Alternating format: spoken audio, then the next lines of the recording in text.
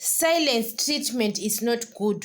Silence treatment is like an abuse. Sometimes you are staying with a person who does not talk to you, especially guys, people, even in bedroom you are angry, and you are being angry even in bedroom. You don't want your partner to touch you because you are angry. Sometimes guys, when you have got issues, it doesn't, sometimes maybe have got issues, but when it comes to being in bedroom, you have to concentrate on what you are doing in bedroom.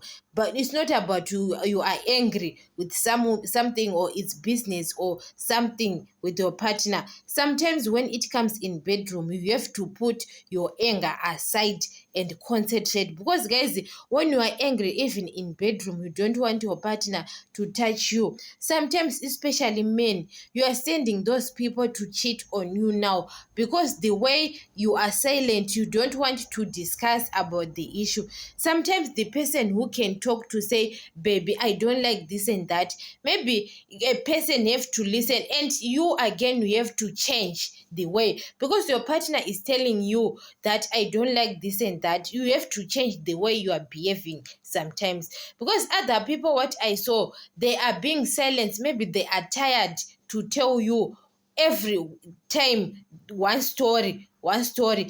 Sometimes you can be tired to tell a person one story every time, but sometimes you have to understand each other and change the way you are behaving to each other. Even your partner tells you that I don't like it, sometimes you have to change, because sometimes guys, the silent treatment is not good. It's like an abuse, especially to men. You know that when you are silent, so being silent to your husband, men, they are like kids.